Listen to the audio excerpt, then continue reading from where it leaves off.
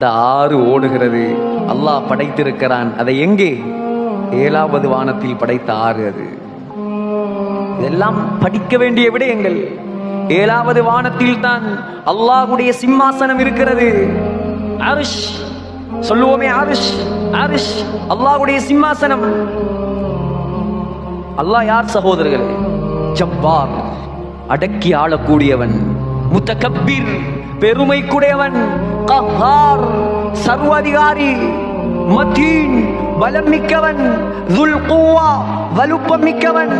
காதிர், ஆற்றல் மிக்கவன். உலகத்துல ஒரு நாட்டை ஆண்டு கொண்டு பெருமை அடிக்கிறான். வெறுமனே ஒரு நாடு. புரூன் என்ற ஒரு நாடு இருக்கு, தெரியுமா உங்களுக்கு? புரூன. அந்த நாட்டை சேர்ந்த 2 மாணவர்கள் என்னோட ஓதினாங்க நாவலப்பட்டியில. புரூன் என்ற ஒரு நாடு இருக்குது. ரொம்ப பணக்கார நாடு, ரொம்ப பணக்கார நாடு. எந்த அளவுக்கு பணம் என்று சொன்னா, புரூன சுல்தான் ஒரு அரண்மனை கட்டினார். அந்த அரண்மனைக்கு பிளேன் போட்டது ஸ்ரீலங்கா ஆர்கிடெக்ட். மினுவாங்கொடையில் இருக்கிறார், சந்திச்சோம் அவரை. அந்த அரண்மனைக்கு பிளேன் போட்டது யாரு? ஸ்ரீலங்கா ஆர்கிடெக்ட்.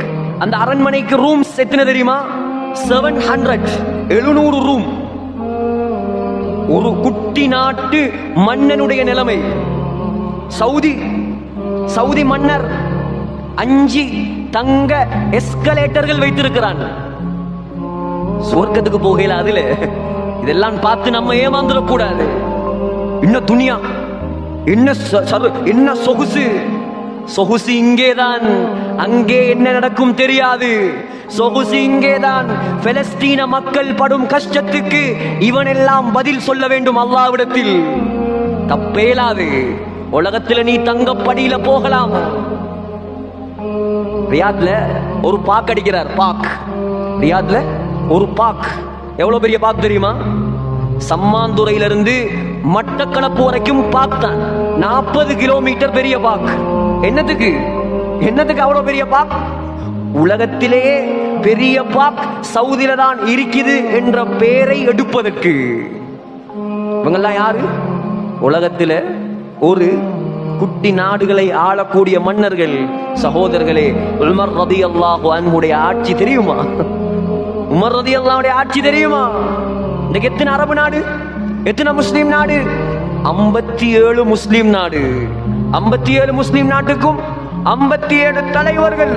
உமர் ரலியல்லாஹு அன்ஹு 57 நாட்டுக்கும் ஒரே மன்னர். தங்க கட்டில படுத்தாரா? படுப்பதற்கு ஒரு தலவாணி கூட கிடையாது. அதுதான் வாழ்க்கை. சாதனை சாதித்தார் உமர் ரலியல்லாஹு அன்ஹு.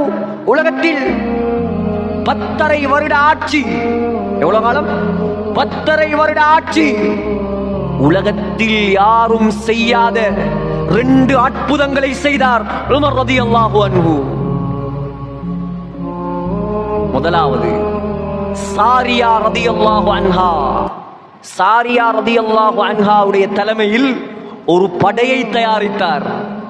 படையை தயாரித்து அவர்களை ஈரானுக்கு அனுப்பி வைத்தார். ஈரான் என்றாலும் ஈரானுடைய ஆரம்பம் அல்ல, ஈரானுடைய தொங்கல் நஹாவந்த். அந்த இடத்துடைய பேர் நஹாவந்த். நஹாவந்துக்கு அனுப்பினார். சவுதியிலிருந்து எத்துணை 1000 கிலோமீட்டர் ஈரான். உமர் ரலியல்லாஹு அன்ஹு மிம்பரில் நின்று கொண்டு வெள்ளிக்கிழமை ஹுத்பா செய்து கொண்டிருக்கிறார். வெள்ளிக்கிழமை ஹுத்பா நடக்குது. அந்த காலத்துல போன் இருந்துச்சா? அந்த காலத்துல இமெயில் இருந்துச்சா? வாட்ஸ்அப், ஃபேஸ்புக், ட்விட்டர், வைபர் ஒன்றுமில்லை.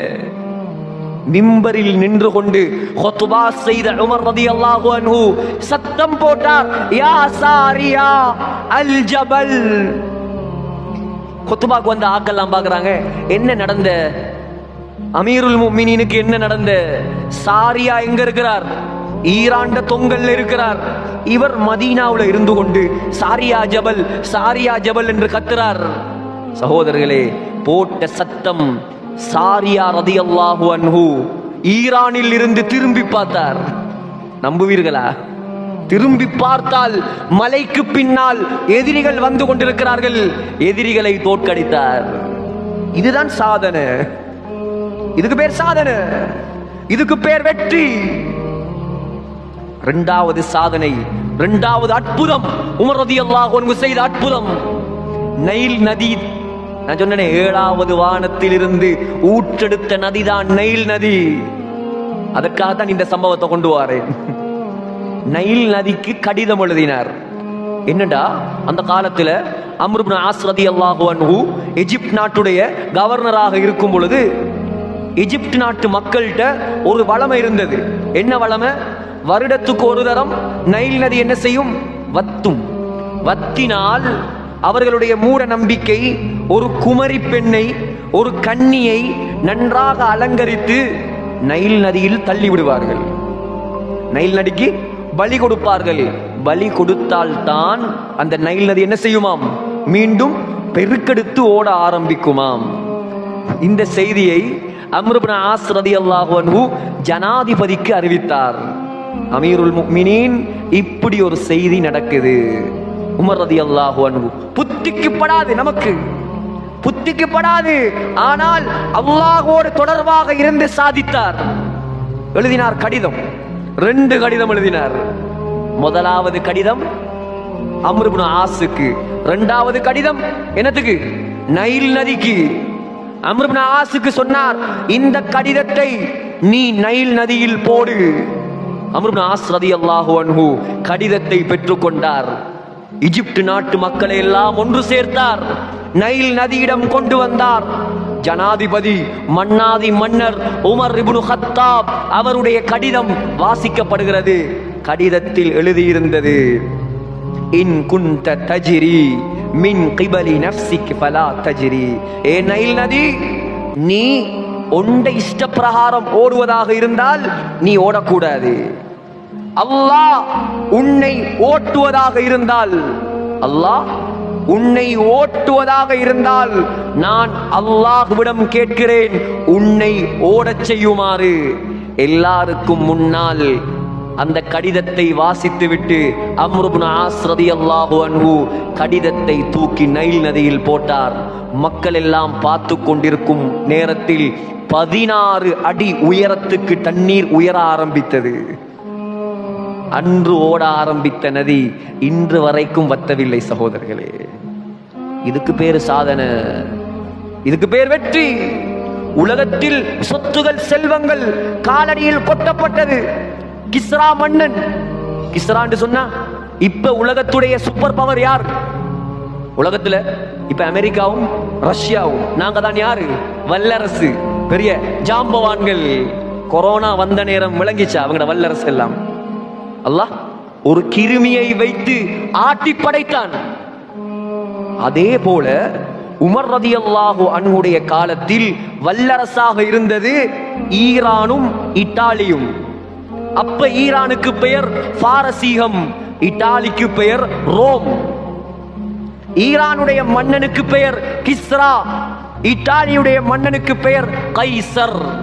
2 பேரும் தான் வல்லரசன். உமர் ரலியல்லாஹு அன்ஹு வெற்றி கொண்டார் ஈரானை. ஈரான் நாட்டு மன்னன் கிஸ்ரா இப்னு ஹுர்முஸ், அவனுடைய கிரீடம், மணி மகுடம் உமர் ரலியல்லாஹு அன்ஹுடைய காலடியில் கொண்டு வந்து போடப்பட்டது. எவ்வளவு பெருசுன்னு நினைக்கிறீங்க? எவ்வளவு பெருசா இருக்கும்? 1 கிலோ, 2 கிலோ தங்கம், 192 கிலோ தங்கம். நினைப்பீங்க பள்ளி வாசல்ல இருந்து பொய்யெல்லாம் சொல்றார்.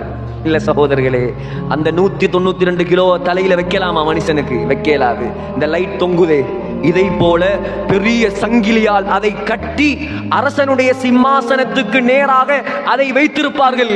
அரசன் வந்து சிம்மாசனத்தில் உட்கார்ந்தால் அவனுடைய தலைக்கு நேராக அந்த கிரீடம் கொண்டு வந்து நிறுத்தப்படும். இப்படியெல்லாம் ஆட்சி செய்தார்கள். அழிந்து போய்விட்டது அந்த ஆட்சி எல்லாம். 1 கிராம் தங்கத்தை கூட உமர் ரலியல்லாஹு அன்ஹு எடுக்கவில்லை. எல்லாத்தையும் பங்கு வைத்து கொடுத்தார்கள்.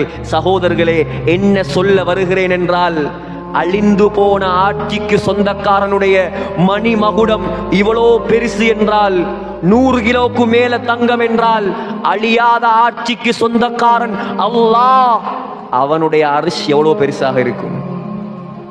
7வது வானத்தில் இருக்கிறது அரிசி. சகோதரர்களே, ஸல்லல்லாஹு அலைஹி வஸல்லம் சொன்னார்கள், அல்லாஹ்வும் குர்ஆனில் சொல்கிறான், 8 மலக்குமார்கள் அதை சுமந்திருக்கிறார்கள். எத்தனை பேர்? 8 மலக்குமார்கள்.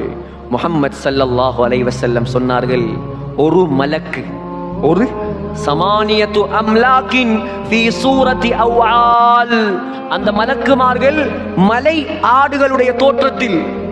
எப்படி?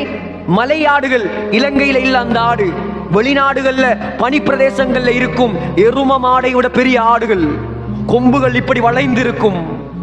ஸல்லல்லாஹு அலைஹி வஸல்லம் சொன்னார்கள், அந்த ஒரு மலக்குடைய காதின் ஓர பகுதியிலிருந்து தோல் புஜத்தை அடைவதற்கு 700 வருடங்கள் பிரயாணம் செய்ய வேண்டும்.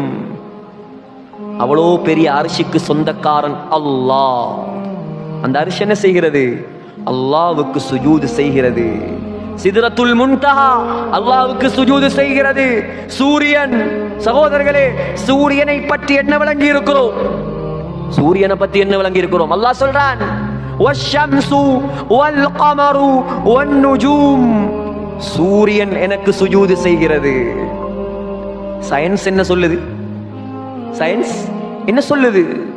சகோதரர்களே, சூரியன் உதிக்குது, கிழக்குல மேற்குல மறையுது. இது சயின்ஸ். முஹம்மது ஸல்லல்லாஹு அலைஹி வஸல்லம் சொன்னார்கள், அல்லாஹ் சொல்கிறான் சூரா யாசீனில், முஹம்மது ஸல்லல்லாஹு அலைஹி வஸல்லம் சொன்னார், ஸஹீஹுல் புகாரி, ஒவ்வொரு நாளும் காலையில் சூரியன் உதிப்பதற்கு முன்னால் என்ன செய்யும் தெரியுமா? என்ன செய்யும்? அல்லாஹ்வுடைய அரிசிக்கு போகுமாம். அல்லாஹ்வுடைய அரிசிக்கு போய் அல்லாஹ்வுக்கு சுஜூது செய்துவிட்டு அல்லாஹ்விடம் கையேந்தி கேட்குமாம், யா அல்லாஹ், இன்றைய நாள் காலை நேரம் ஆக போகிறது, நான் உதிக்கவா வேண்டாமா? சுப்ஹானல்லாஹ். சூரியன் படித்து தரும் பாடம். மனிதனுக்கு இந்த புத்தி இல்லை. வியாபாரம் தொடங்குகிறார், படிப்பை தொடங்குகிறார், கிராஜுவேஷன் நடக்குது, PhD, தொழில், 2 ரக்காத் தொழுது, 2 ரக்காத் தொழுது, யா அல்லாஹ் திருமணம் முடிக்க போகிறேன், 2 ரக்காத் தொழுது, யா அல்லாஹ் வியாபாரம் ஆரம்பிக்க போகிறேன், நல்லதா கெட்டதா வழியை காட்டு. கேட்டவர்கள் எத்தனை பேர் சகோதரர்களே? சூரியனுக்கு இருக்கும் புத்தி மனிதனுக்கு இல்லை. எல்லாரும் இல்லை,